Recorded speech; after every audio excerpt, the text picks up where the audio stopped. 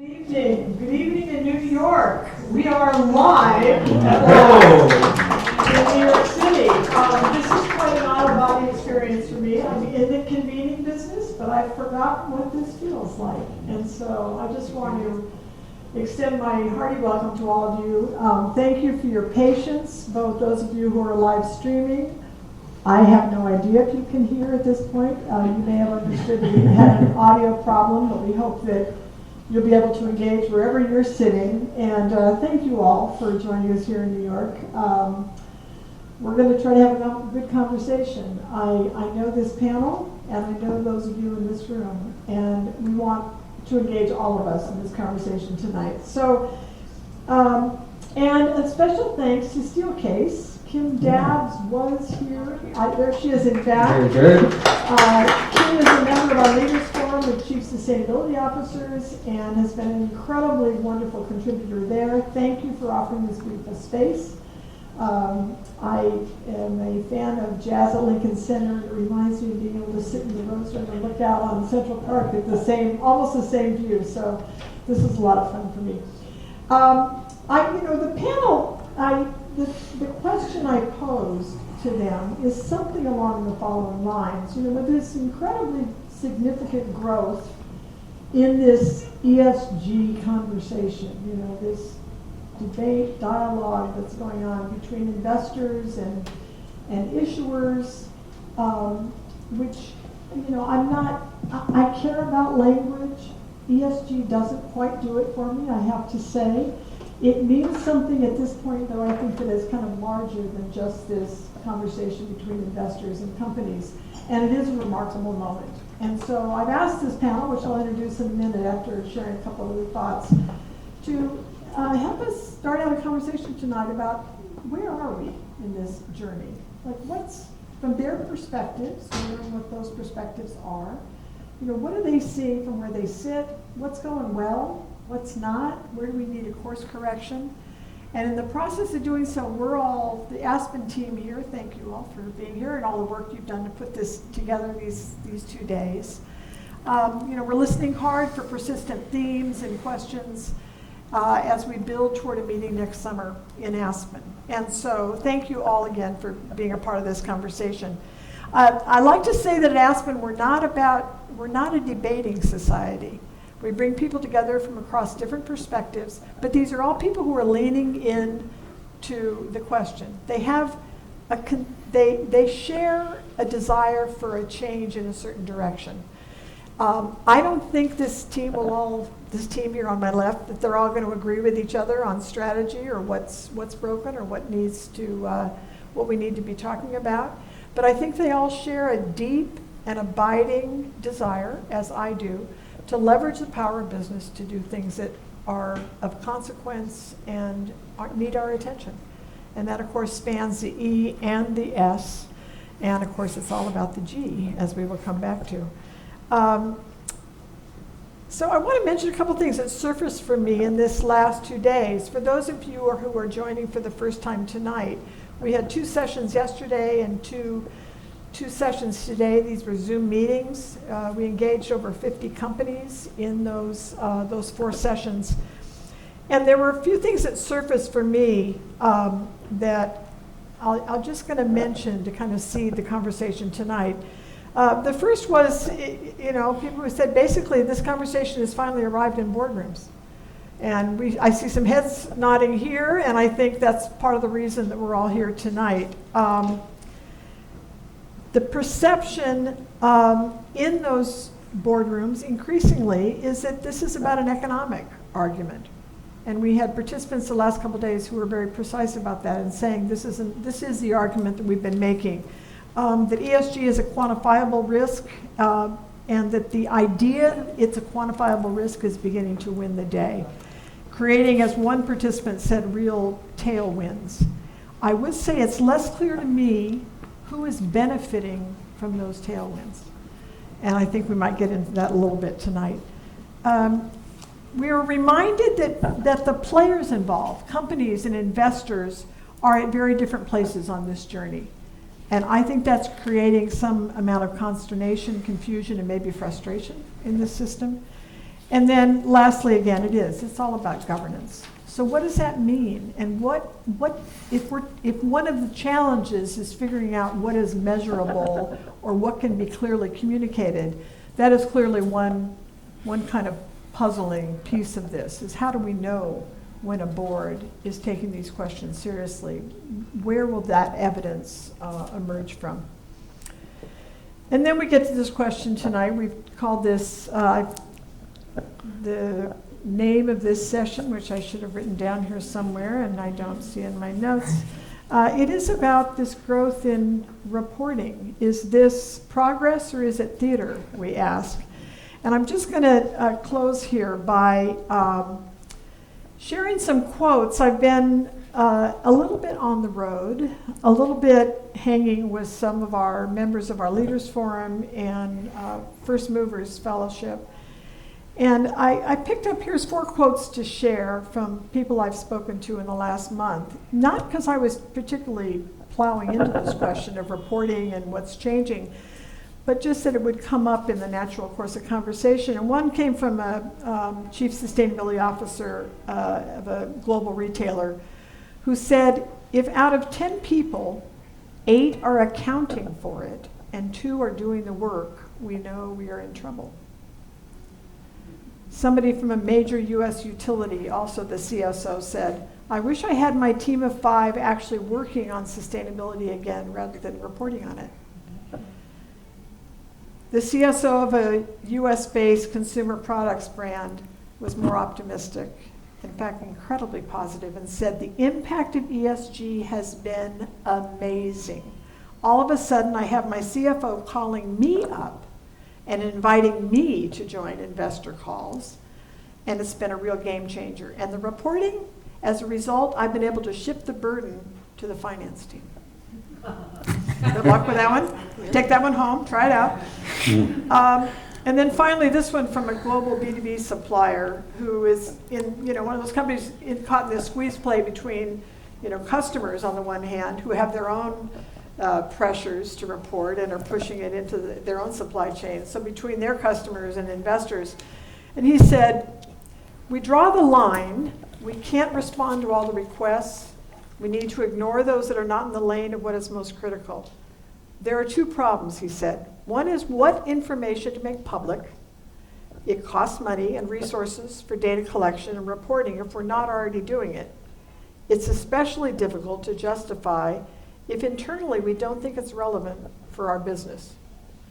And then the second problem, he said, is when to respond to specific requests and surveys versus general disclosures made under the expanding array of reporting and reporting frameworks. So I have my own doubts about the metrics business, and I keep this quote on my desk. It goes something like this. It's from Jerry Muller, who is the author of a book called The Tyranny of Metrics, who says, metrics lose their meaning when used to reward or punish rather than to diagnose and analyze. And I think we have the right panel tonight to delve into this question about what part of this is helping companies advance, what part of it do we need to shake up differently, and what's the role we can all be playing in this mix.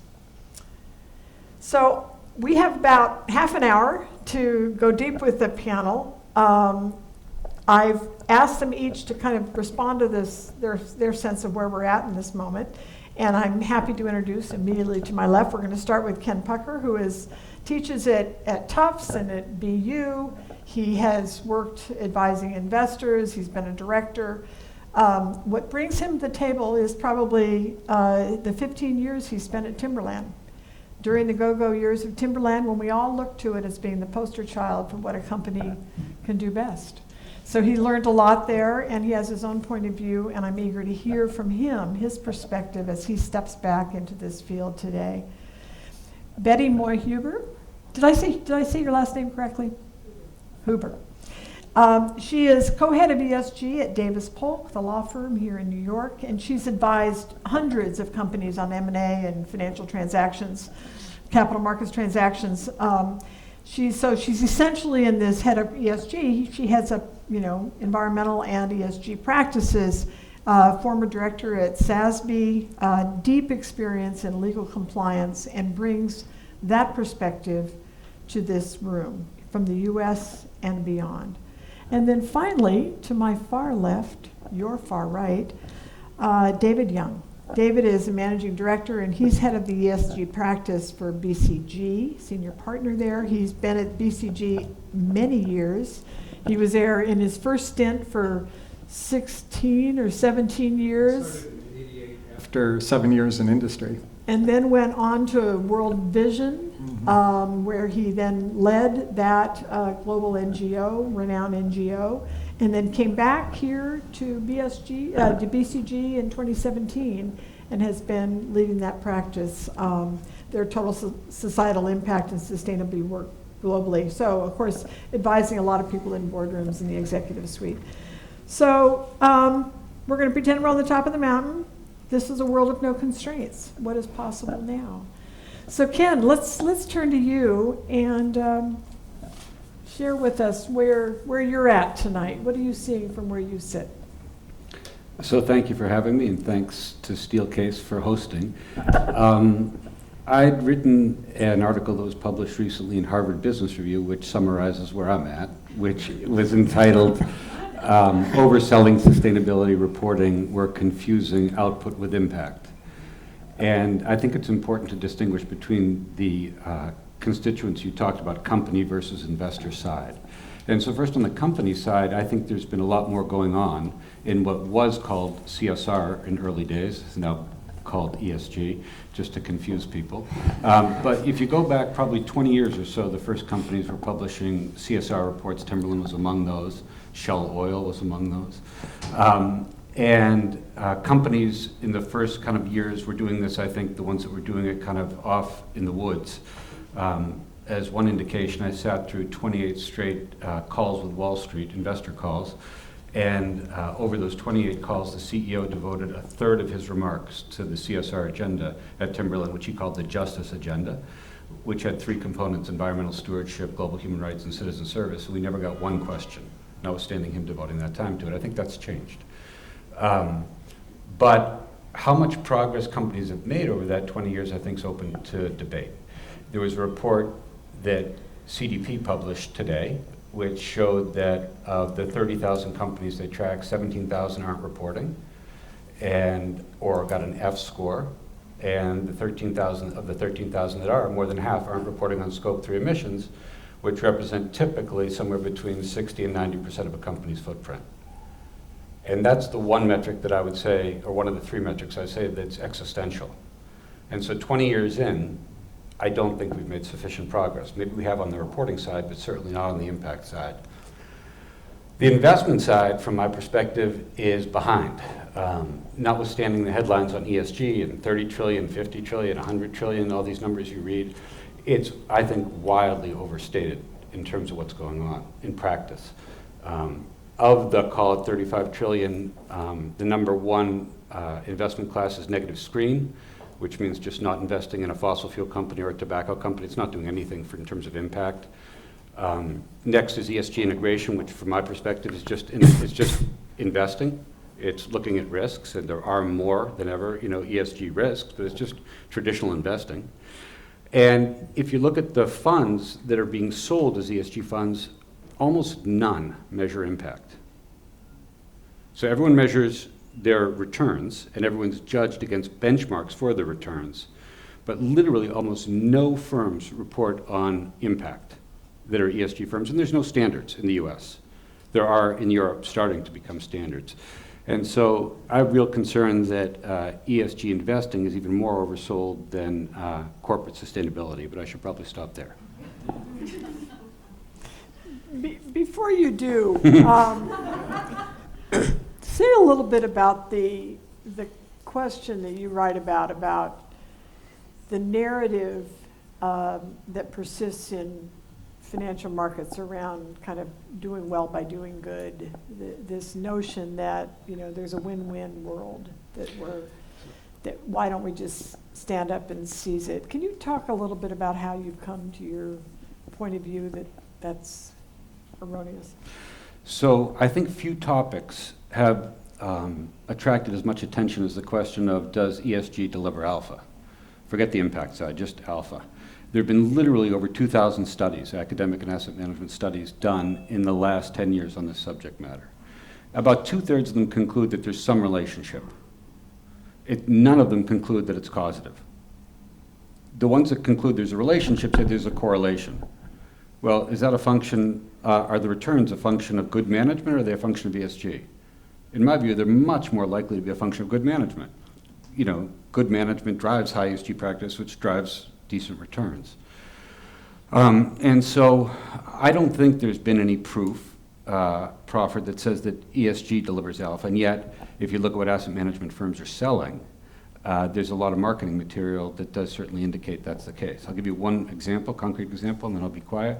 There's one asset management firm who launched an ETF earlier this year called the U.S. Carbon Readiness Transition ETF. And it attracted $1.25 billion in less than 8 hours. If you go and look at the contents of the ETF, which you can do online, the prospectus is online, you'll see that that ETF invests in Chevron, in Exxon, and JP Morgan. In fact, the largest holdings are in information technology, Google, and Facebook. Facebook is a high ESG company. And so how does that actually deliver impact, independent of alpha? And so I'm concerned on both fronts. Oh, one other thing I'll note, that ESG funds typically carry fees of 43% higher than vanilla funds. That's a stunning statistic. Betty? Thanks so much, Judy. Over to you. Thank Tell you. us from where you sit. Remind us what you do. Talk a little bit about what you do at Davis Polk, and what are you seeing? What's possible? What's holding us back? Well, thank you, and thanks Steelcase for hosting us tonight. So I'm sitting on the left of Ken. A little bit hard to come after that, but I always prepare remarks and then they fall by the wayside after I hear what the first speaker has to say. What I will say, just as a lawyer and an advisor to all sorts of different companies across all industries, many of which were mentioned just now. So lots of banks, lots of energy companies, lots of power companies. A few things. Probably 5 years ago, my services were not in demand. Now they are. And maybe because of the change in administration, but there's a lot going on right now, and we're really watching for our clients. We're not lobbyists. Some firms do that. Mine does not. But really, we're following the political ebbs and flows. We're following what the Biden, regulatory agenda is. And from my perspective and my clients' perspectives, they're huge. And kind of dealing with those changes, any kind of regulatory uncertainty is something that our clients reach out to us about. Maybe I'll address some of the things that were said before to throw some tomatoes on the wall and see if they stick a little bit. But ESG, Ken said, so the G, again, is governance. And so it may be true that good management is furthering these returns, but it might also be the good governance and the boards. I'll say that I've been advising lots of boards much more on ESG now. There's certainly still I'm sorry, skeptics. say that again. Oh, just about good governance might be driving these returns in addition to the good management, right? Okay. So the board oversight. And I can tell you, I spent about 3 hours today. This is Chatham House rules.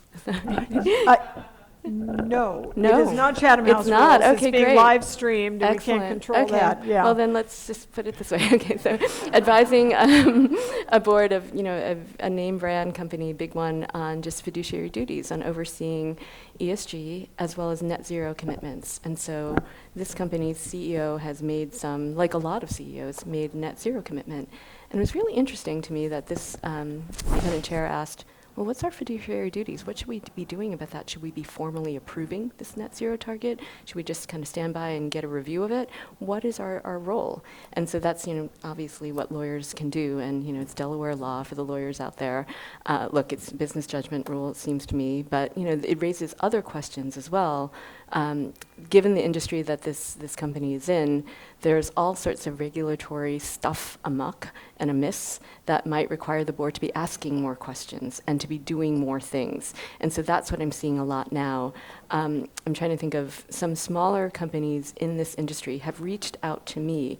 I presented to 35 CEOs last week here in New York, where they are basically saying, help, we need help. We don't know what we're doing. We need, and we're calling it an ESG utility. That wasn't my word, but now it's kind of stuck.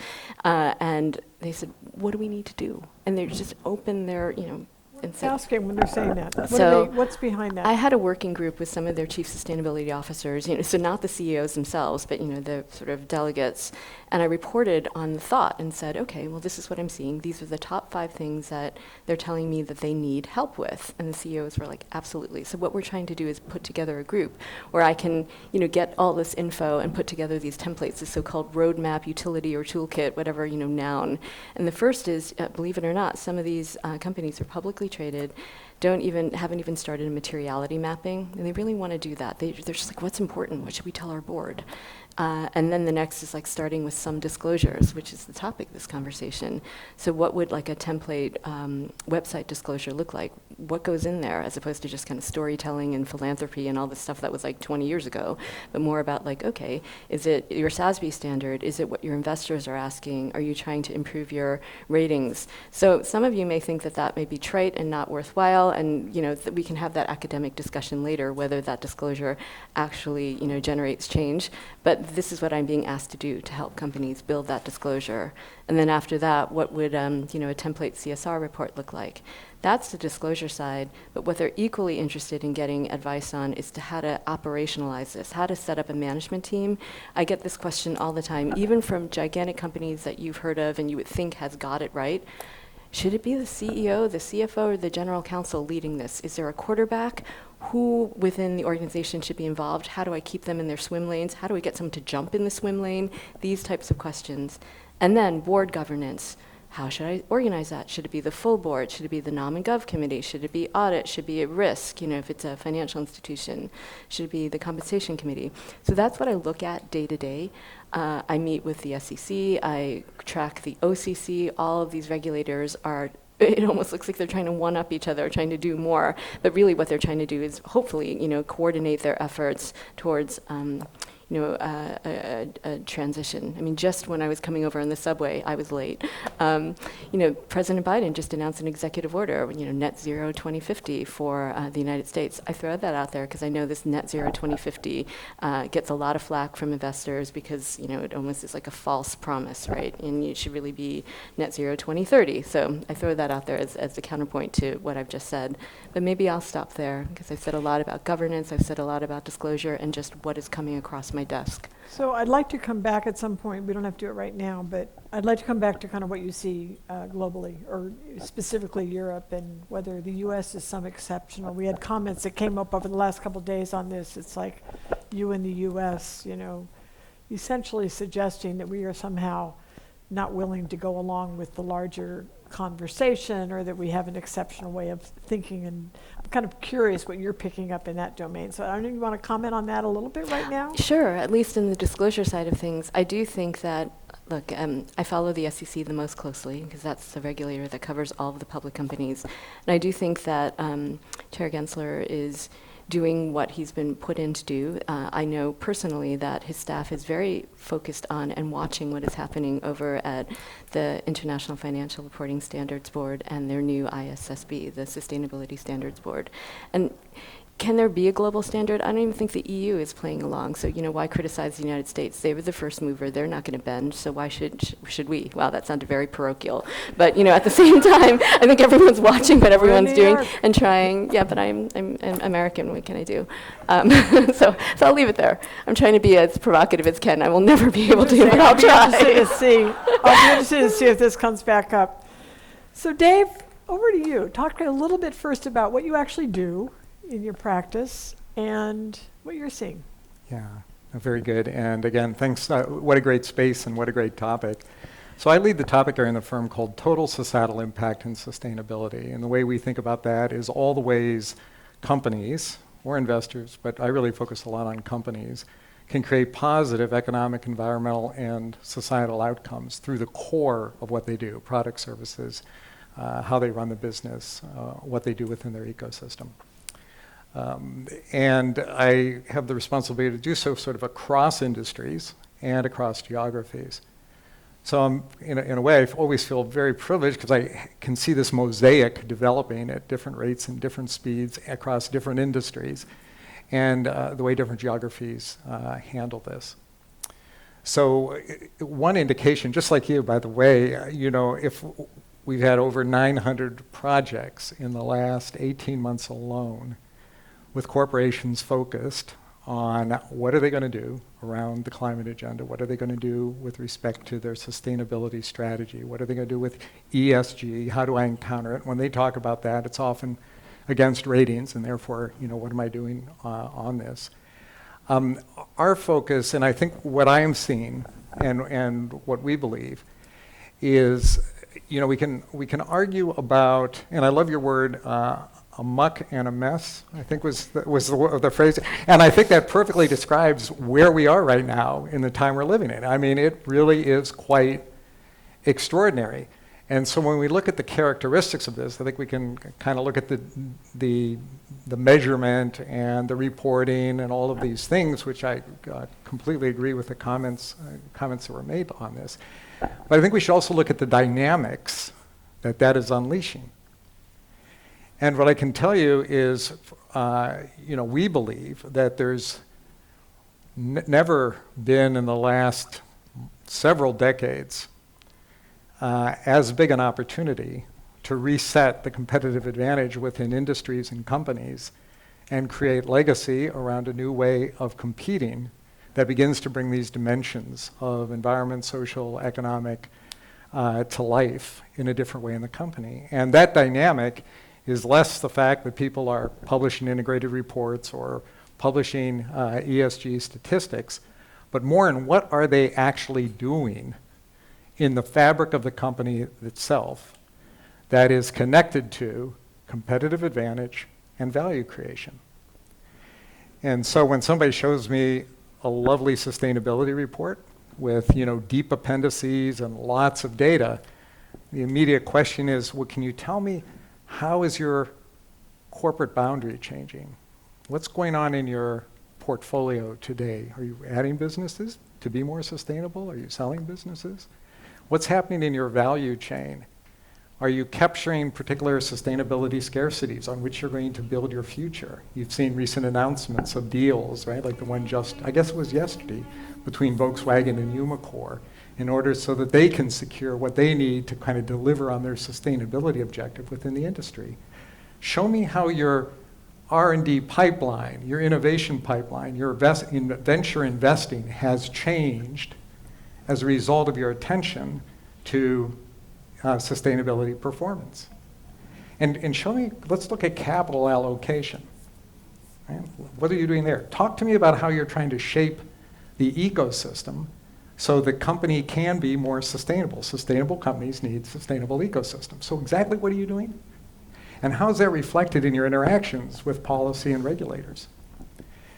So for those that are sort of beyond hygiene, and by hygiene I simply mean they're doing all the things that are currently expected in terms of reporting against standards, doing their thing against SASB and the TCFD, getting a science-based target in place. Those things for the leaders, and this is regardless of where they are in the world, are becoming hygiene. Simply high-quality companies will try to keep up and deal with this best they can on that reporting side. But the real question is, how is the business creating impact and resetting competitive advantage in new ways that create these positive environmental societal outcomes? Because the space for doing business as we have and have business models as we have is simply contracting.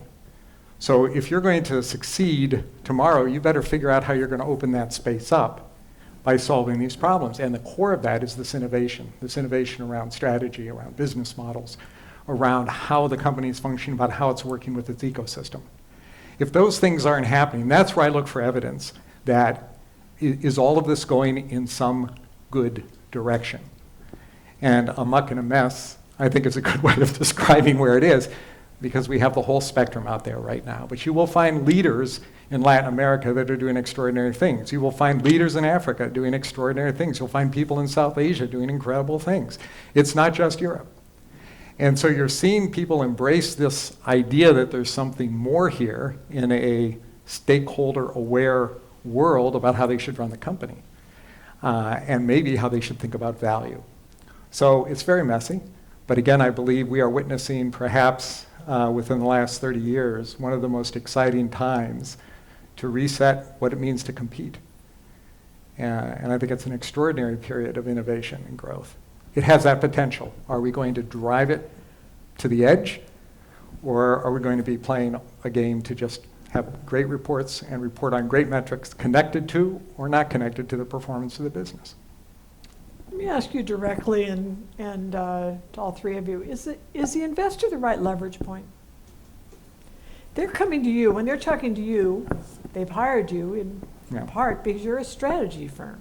You're advising them more holistically on, is your business healthy and is it heading in the right direction? Are you taking in lots of signals? How important is this investor consideration here? Yeah, well, I think it's incredibly important for the publicly traded firm. I think it's also important for the way people are looking at risk for those who are going for debt. I think obviously it's connected to risk-adjusted returns over time, but is it important? Yes. You know, my view, the most brilliant thing done over the last 5 years was the TCFD. Absolutely brilliant, absolutely strategic. Say a little bit more about that. Why? In terms of its intention.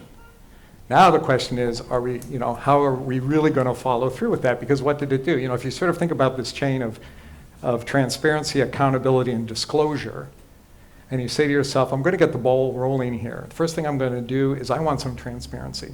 I mean, the first thing of risk is know what could go wrong, right?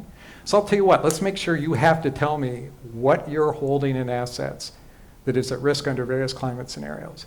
I thought it was brilliant.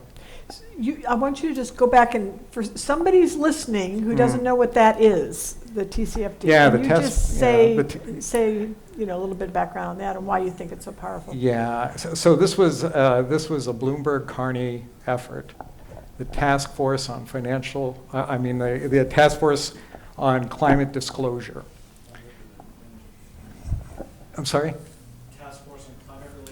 Yeah, that's it. I've used TCFD so much. A Bloomberg mole in the room here, just so you want to know. I know, exactly. I just use TCFD so much, I get tongue-tied in trying to get out the full thing. But I mean, if you thought about this, it was brilliant. It basically said, as asset holders, we want you to commit to disclosing the risks within your portfolio because of climate change.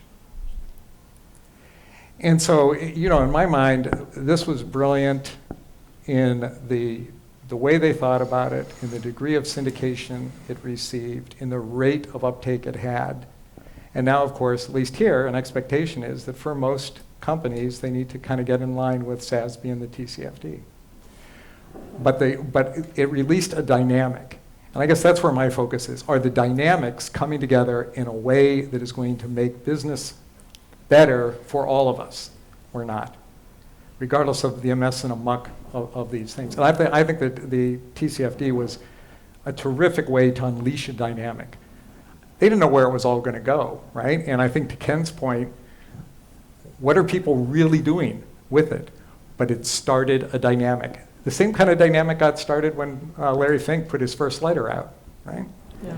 The same thing happens when a vote against a board is made because the investors are uncomfortable about the degree of clarity and quality in the climate plan. These things release a dynamic. And in my mind, the question is, are we creating the dynamics that are going to push us forward or not? And that's what we need to fix, reporting being one of them. Ken, what's the answer? So I think it's a great question. Your question was, are investors the right leverage point? And I'd say they're a leverage point, but by no means the leverage point. Yeah.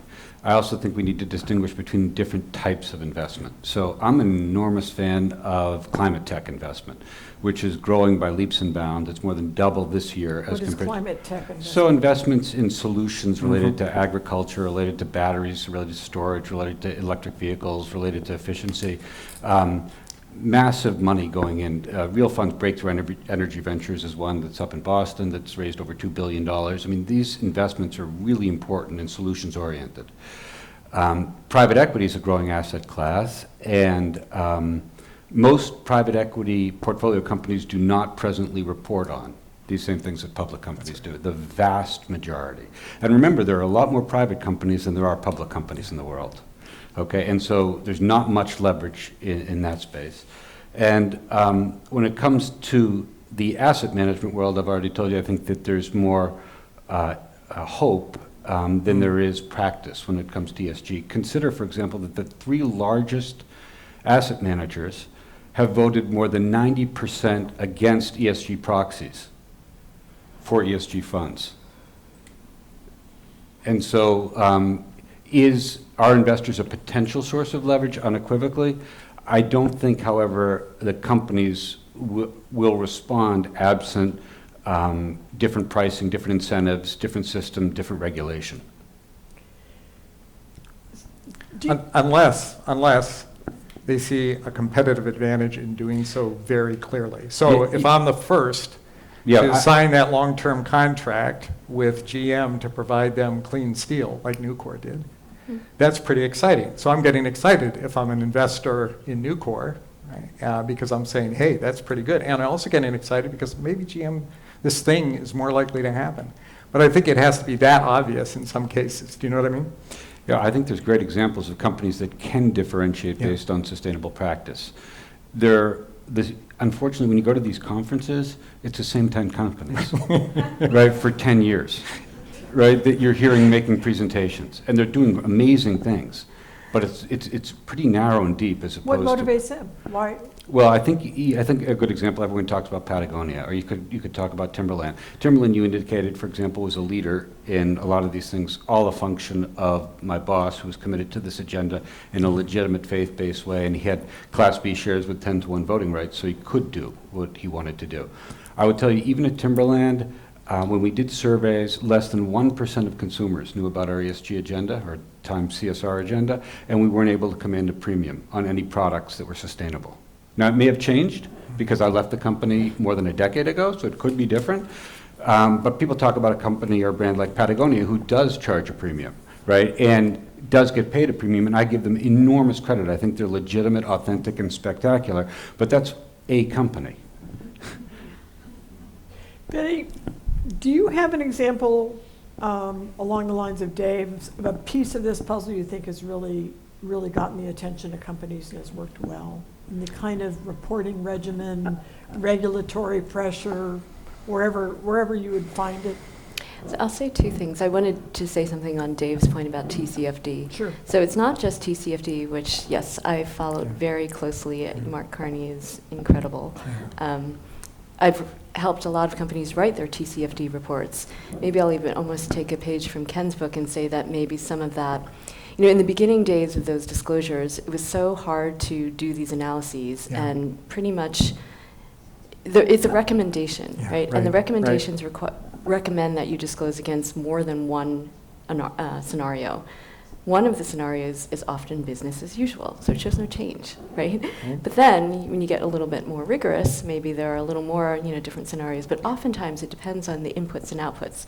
So there's another thing going on right now. So to answer your question about international, so the Bank of England, the Network for Greening the Financial System, there's when you want to call it stress test or scenario analysis. But right now, the big banks are all trying to figure out how to do this. They're trying to take clues from the central banks who are doing these analyses to figure out what does the financial system look like if we cap global warming at 1.5 degrees above pre-industrial levels, if all goes to disaster, if it's business as usual. The biggest, smartest banks are doing this right now, and they're still in the preliminary stages. The data exists. I mean, running their own scenarios to understand what the impact's going to be on their portfolio or their Exactly, business. on their own specific businesses. So I'll give you a perfect example where they're working on it now. It's really fascinating because you think, do you need to be a scientist? Do you need to be a lawyer? Do you need to be a financial person? There's a lot of science. There's a lot of data. You need to have some statistical background. You need to have some economic background. They're pulling old people from the 80s who started credit risk analysis because essentially it's the same thing to some extent, but then, disclosing it, that's where I can can help.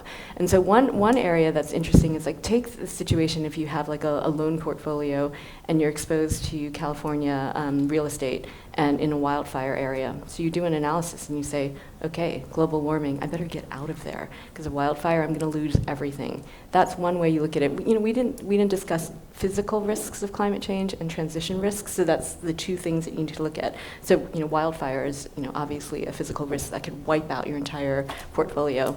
But then if you look at transition risk is the risk of regulatory change. Right now, California state regulators are not allowing the controlled burns that would, eradicate wildfires. Let's say they changed completely and got smart and said, forget it, we don't want any more wildfires, we don't allow controlled burns. Well, then that portfolio is 100% intact. So this is the difficulty. I'm giving you like a concrete example of companies trying to figure out, what do I do? And so if you say, okay, let's just assume that the regulators get smart and everything's going to be fine, no money is lost. Maybe investors would say, well, that's not fair, that's not right, that can't be right. So that's what companies are struggling with now, and that's where I think there is, I loved your word opportunity, right? And it's a question of doing this properly, making sure we have the smartest minds involved to be doing this. And the central banks are working on this now, and then, they're looking to the academics to help them figure out how to do this right. So I think it's an opportunity for all of us to come together and just figure out what on earth we're doing to make this not a choppy transition, but one that is smooth. Your reaction there, Ken? I don't know enough about TCFD to be articulate. I know that the acronym soup of ratings providers and standard setters is confusing for companies and for investors. And one other point that I should have made that I want to make about investors being the leverage point, a big challenge for investors is time horizon. The time required for a lot of these investments to pay off in sustainability doesn't match investors' time horizon. State Street just did a report on this and found that less than 10% of investors' time horizon matched with the time horizon required for any of these investments to pay off. And so it's a big challenge. So I'm going to ask one more general question, and then we're going to open it up. Comments, questions, problems, free advice. It's all in the mix. But this confusion, this alphabet soup, this everybody's in the game. ISS announced, was it today or yesterday, that they're going to be watching, directors for whether or not they're stepping up, and I don't know how the hell they're going to figure that out, and who they're, I don't get how this is going to get disclosure. On what? Per director? How does that actually happen? But how do you see this crystal ball time here? How do you see this resolving? Like, if you were to cast forward, 5-10 years, will there be, I guess I have two questions. One, will it feel more that we know kind of who's in charge out there, and there's more lanes, or there's more clarity, or there's more sense of the right balance of where companies have options to do what is in the best interest of themselves? And then second of all, will there be I guess the other piece for me is, will there be an understanding of the need for businesses to lead on this? I think businesses are the real agents of change. And so, was that too complicated? Can you retain either of those thoughts? Might be able to get both. All right, go, Dave. You're ready then. Go. Back to this a muck and a mess. I definitely think within the decade we are going to, because there's simply too much money, too many companies all wrestling with this, that this will get resolved. And we've already seen this happen just over the last 18 months. It's better in some ways than it was, because at least you had the agreement between the 5 major standards bodies, and then going into what we're seeing with the ISSB, and what you're seeing in the fact that SASB's joined in and like. So I think the dynamics are there, because it can't keep going this way, right? I mean, there's not enough apples to apples capacity here in order to satisfy the amount of money looking to begin to discriminate against those things that really will be material and meaningful within that particular industry. And on the company side, they need to, they're getting on with competing. And they're going to do what's necessary in order to harvest advantage from whether that's a pressure to eliminate plastics, or it's the pressure to deal with their emissions, or it's the pressure to be smarter about how they're engaging with society to enhance lifetime well-being. These pressures are there. And so I do think the dynamics, I mean, if we've been wrong on anything collectively, I think it's just how rapidly we saw an inflection and how much has happened so quickly in the last 2 years. Particularly in this relationship with investors. I think that, and then more broadly in just how business is now envisioning this as an opportunity for advantage. I just think this has happened much more quickly than we would have seen. Now, one could argue that there's a lot of nursery work going on in Europe, right, by those companies, and therefore, if I was a global company competing, I had the ability to listen, watch, learn from those parts of the world that were further ahead on this, and to bring that home. But I think there's simply, as I said, I think there's just too many forces desiring this thing to get cleaned up that it won't. Crystal ball time. Betty, you want to go next? I'm going to take second question first, just to mix it up a little bit. And in terms of businesses, I don't know if any of our friends from Edelman are in the audience, but hello. Yeah. One right in the So middle. then, the Sydney trust is here. barometer, right? Yeah. If I can restate your trust barometer, what is it, like 28 different countries, corporations are trusted more than the governments at this point. So I do think that But by the this corporation- much, right? It's not a huge difference, is it? Okay. Yeah, but there's a differentiation between business and my employer.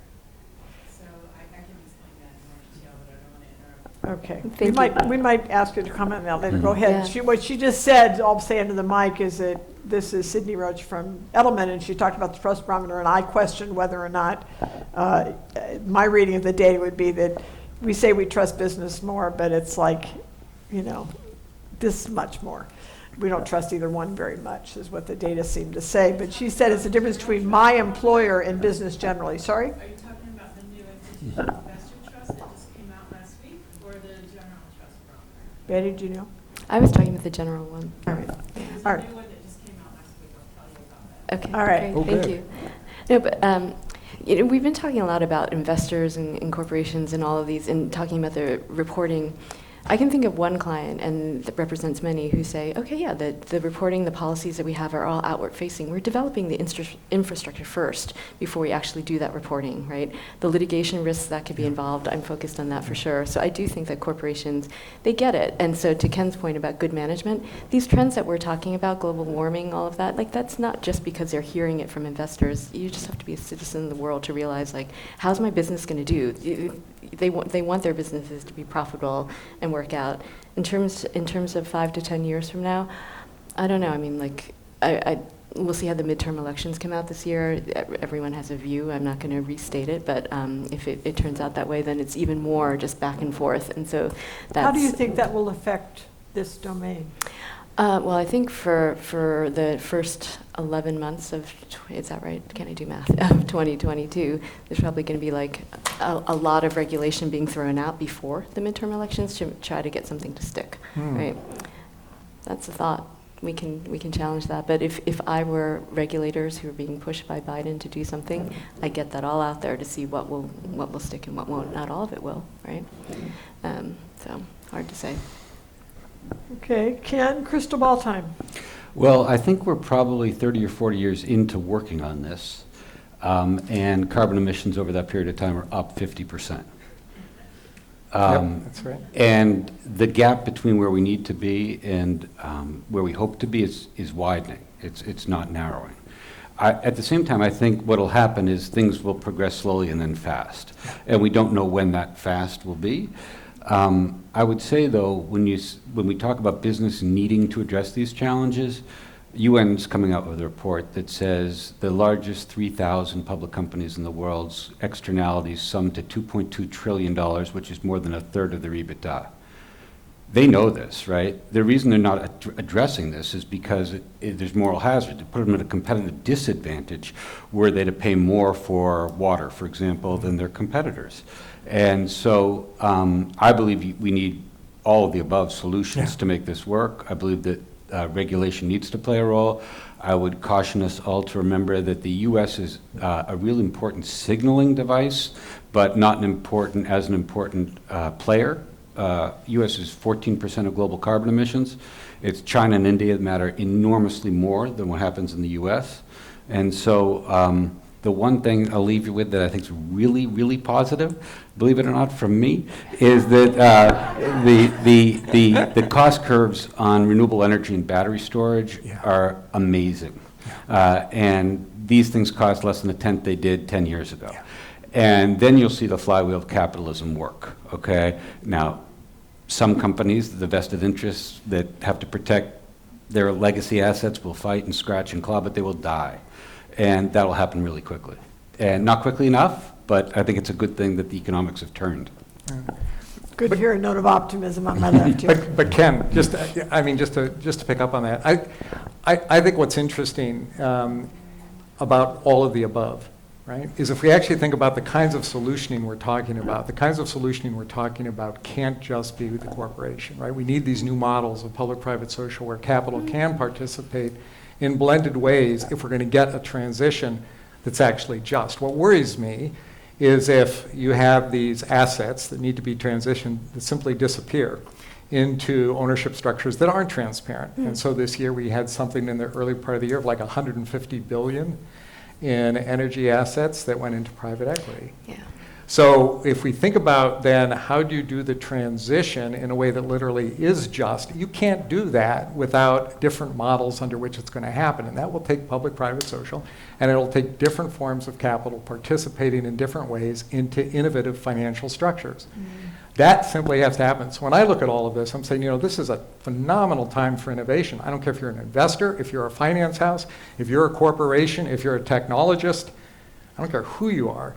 If you're not all over this thing to look at the opportunities for innovation, you are missing it. And I think it will. It goes slow and then it goes fast. But I can tell you, we just did a look at 50 corporate-led sustainability alliances that got created to deal some of those with existential risks, like plastics, or some, like the recent airline alliance that was announced for sustainable aviation fuels. Or you look at what Maersk led to decarbonize shipping. These are really big deals that are leading to the injection of capital into those who are trying to come up with solutions.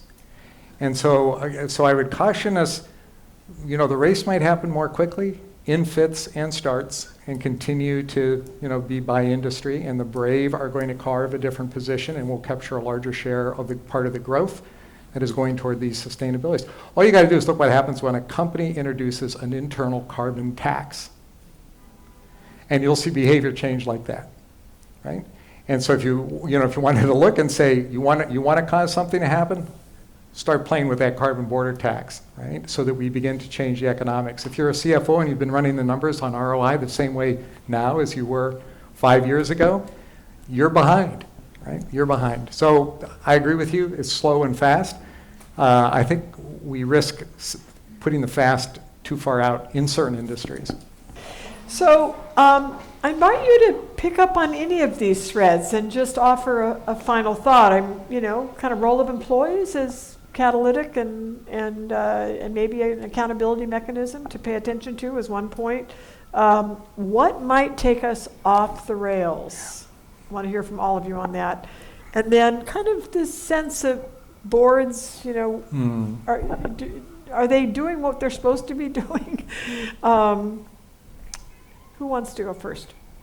I'm happy to. Go, I can Ken. tell you that the principal beneficiary from my days at Timberland of all the CSR work that was done was that we were able to hire and retain employees that were 1 or 2 levels above what we should have been able to for a company our size. And if you ask me to prove that, I can't. But it's true. But I believe that. Yep. And I think all the effort that goes into trying to measure that is not going to get there.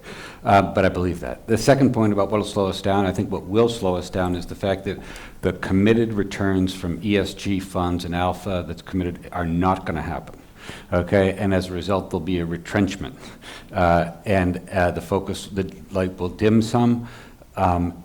An example is SFDR in Europe. When they put these regulations out, $2 trillion of funds fell out of ESG categorization.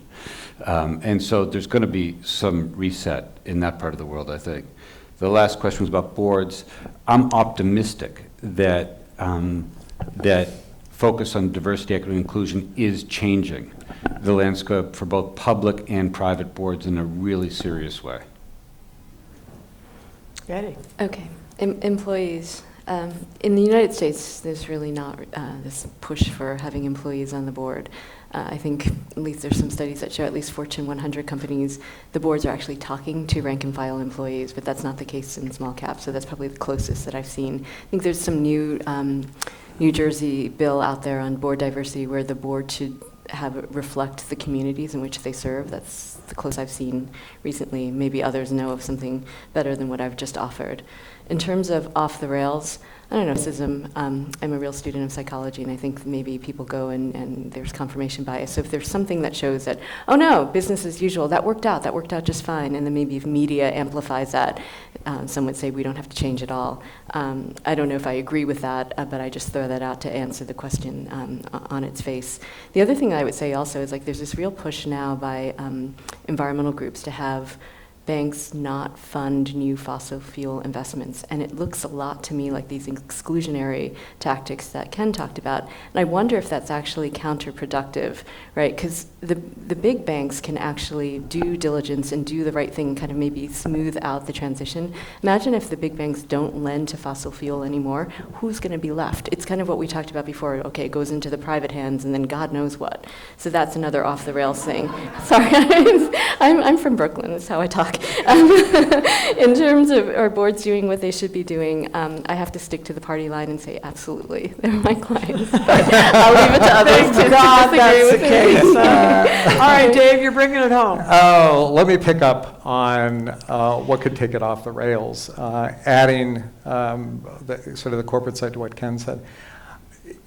I think one of the things is if companies feel pushed to do things that cannot be connected to the drivers of value and competitive advantage, or not be supplied, being told you're going to have to transition, but you know what?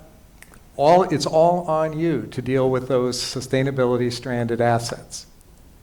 So if we're really going to get progress, we're going to have to understand the mechanism that, of the corporation and recognize that there's things to be done that'll allow assets to be sustainably transitioned, but they can't do it alone.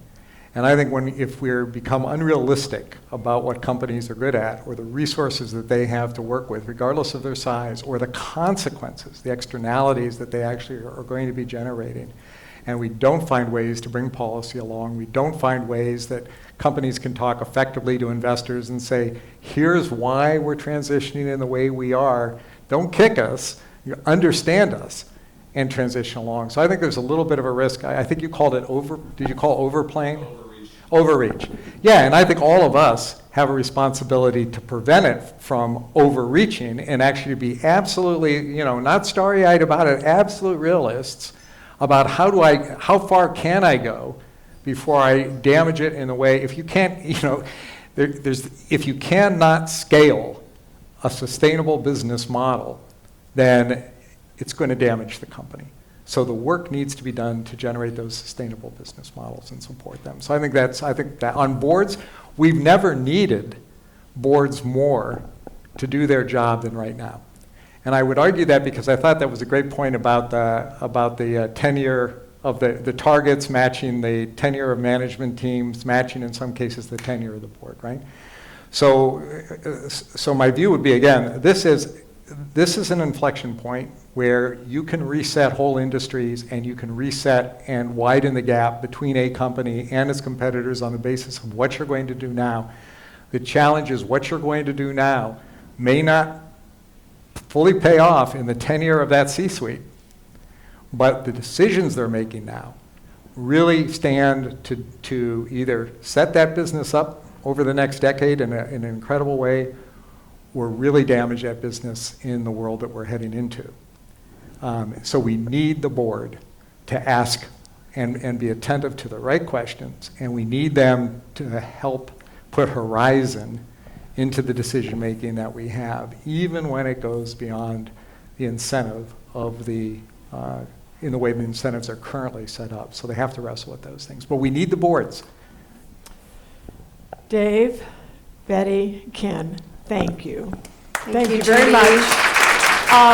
Thanks to all of you for being here. We have drinks awaiting us. All of you who joined us live streaming, I assume you already are drinking.